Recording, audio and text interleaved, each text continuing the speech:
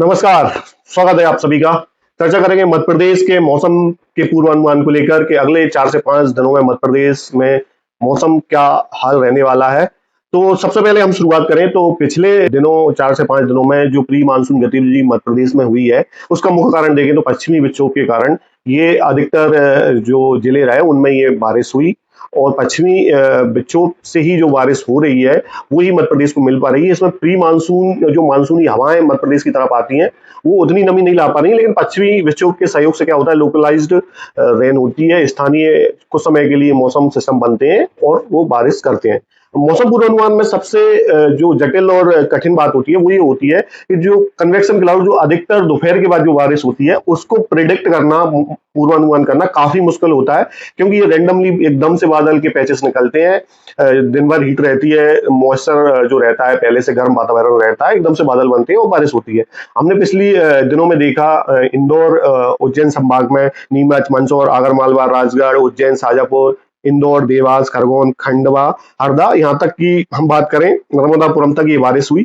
हालांकि जो थोड़ी सी कम बारिश की मात्रा रही वो हम बात करें पश्चिमी रतलाम, झाबुआ, अलीराजपुर, धार और बड़वानी में, इनमें उतनी ज्यादा बारिश नहीं हुई पश्चिमी विक्षोभ के असर से। लेकिन भोपाल संभाग तक, रायसेन है, विदिशा, नर्मदापुरम, इनमें बहुत अच्छी बारिश की मात्रा देखी गई। श्योपुर, मुरैना, भिंड, ग्वालियर, दतिया, शिवपुरी, अशोकनगर, गुना, लगभग ग्वालियर चंबल संभाग के सभी जिलों में अच्छी प्री मानसून गतिविधि हुई।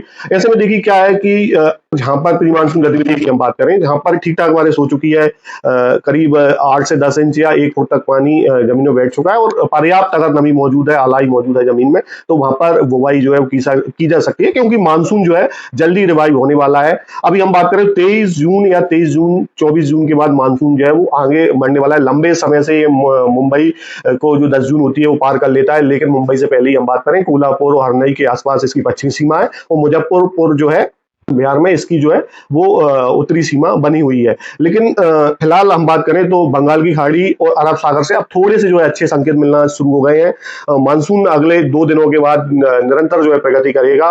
ये जो थमा हुआ था महाराष्ट्र के आगे बढ़ेगा, मुंबई पहुंचेगा, उसके बाद बात करें कुछ और भाग तेलंगाना में ये आगे बढ़ेगा, उड़ीसा, इसके बाद बिहार, झारखंड, इनमें जल्दी मानसून 23 जून आईएमडी का भी पूर्वानुमान है कि 23 जून या 23 जून के बाद अगले 2 से 3 दिनों में मानसून जो है मुंबई पहुंच सकता है। लेकिन ये भी देखने वाली बात है कि लंबे समय बाद एक रिकॉर्ड बनने की ओर है। अगर मानसून 23 जून के बाद मुंबई पहुंचता है तो ये हिस्ट्री में एक रिकॉर्ड होगा कि मानसून जो है मुंबई में इतना लेट पहुंचा।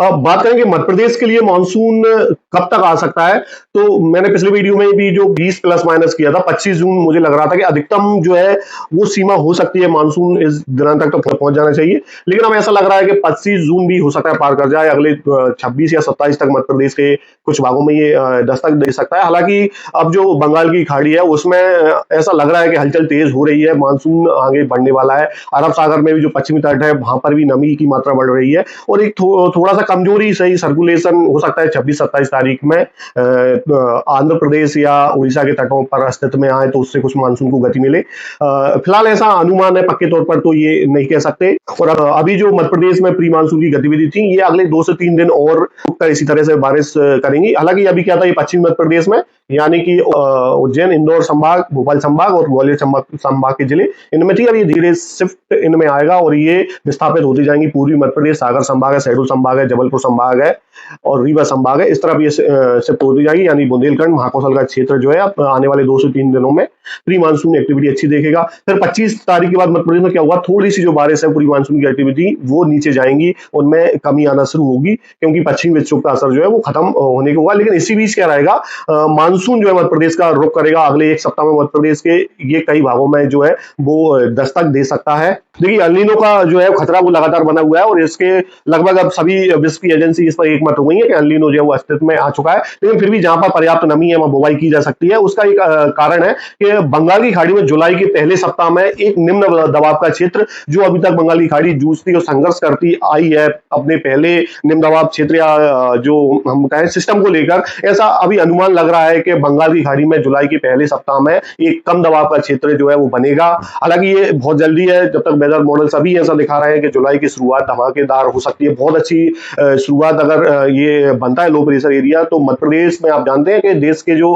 मध्य और पश्चिमी भाग है वो ज्यादातर इन्हीं सिस्टम की वजह से बारिश पाते हैं, और ये जो भारी बारिश जो होती है वो इन्हीं की इन सिस्टमों की ही देन होती है, चाहे वो मानसूनी डिप्रेशन हो, कम दबाव का क्षेत्र हो, चक्रवाती परिसंचरण प्रणाली हो, इनका अहम रोल होता है मध्य प्रदेश की बारिश में, जो बंगाल की खाड़ी में बनने वाले सिस्टम है उनका। तो मध्य प्रदेश के लिए फिलहाल ये अच्छी खबर है कि बंगाल की खाड़ी में मानसूनी हवाएं अब एक्टिव हो रही है, लगातार बादलों का जमावड़ा उड़ीसा, झारखंड और बिहार, पश्चिम बंगाल के ऊपर पहुंच रहा है, और जो धीरे करके छत्तीसगढ़ है, मध्य प्रदेश की तरफ बढ़ेगा। हालांकि एक सप्ताह में मध्य प्रदेश में मानसून जो है 25 जून के बाद कभी भी दस्तक दे जाएगा। जैसे ये महाराष्ट्र और छत्तीसगढ़ पहुंचता है तो अगले 203 दिन ही लगेंगे मध्य प्रदेश में इसको पहुंचने को लेकर। लेकिन अब ऐसा लग रहा है कि हवाएं जो है मैदानी भागों की ओर मुड़ रही हैं, और जैसे ही जुलाई में पहला सिस्टम जो अभी से बहुत बड़ी आस मानसून को सहारा जो देता है, ऐसा लग रहा है कि जुलाई के पहले सप्ताह में एक कम दबाव का क्षेत्र निकल के आएगा। बंगाल की खाड़ी अहम रोल निभाएगी, और ये देश के जितने भी इलाके हैं जो बारिश के लिए अभी तरस रहे हैं, वहां पर बहुत अच्छी जो है वो बारिश मिलेगी। फिलहाल आज के वीडियो में इतना ही, आगे मिलते हैं एक और नए वीडियो में नई मौसम जानकारी के साथ। तब तक के लिए धन्यवाद। जय हिंद, जय भारत।